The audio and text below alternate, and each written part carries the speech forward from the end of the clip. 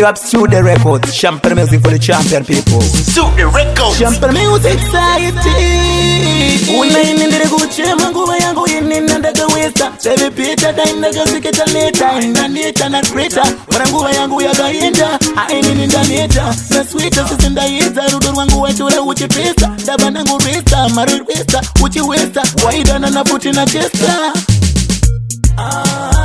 Andaiziva kuti uchandida ndefunga kuti ndakuwana. Wakandisiya ndikafunga kuti ini ndichakundikana.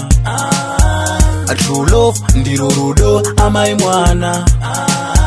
Wakandisiya ndikafunga kuti ini ndichakundikana. Mudiki love ndopa idu tricky. Wakukanganwa zandakaita. Nasi wakuti ndiri musiki. Hawakunipa chiki. Tichazunguna kwa shashka. Ona nguva nanguva amenu wagarotora na upafoni. Uchindibaizo chiti yangatsi yako joni. Yangakude waipara kuti msoti yangu ibude. Aisidenja moyo wangu inda faragoni. Andaiziva kuti uchandida ndefunga kuti ndakuwana. Wakandisiya ndikafunga kuti ini ndichakundikana. A true love ndiro rudo amai mwana. Wakandisiya ndikafunga kuti ini ndichakundikana. Unainendele kuchema nguva yangu inina ndakawesa. Sebe pita taindaga siketa leta. Indaneta na kreta, wana nguva yangu ya gaenda. Aini ndaneta, na sweeta sisenda yeza. Rudo wangu wachura uchipesa. Dabana ngu resta, maru resta, uchiwesta. Waidana na puti na chesta. Andaiziva kuti uchandida ndefunga kuti ndakuwana.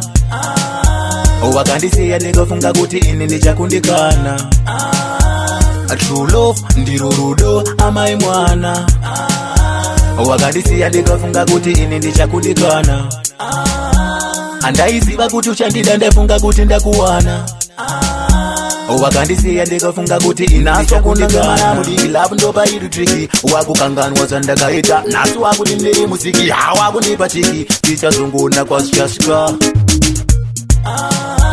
Andaiziva kuti uchandida ndefunga kuti ndakuwana. Wakandisiya ndikafunga kuti ini ndichakundikana. A true love ndiro rudo amai mwana. Wakandisiya ndikafunga kuti ini ndichakundikana.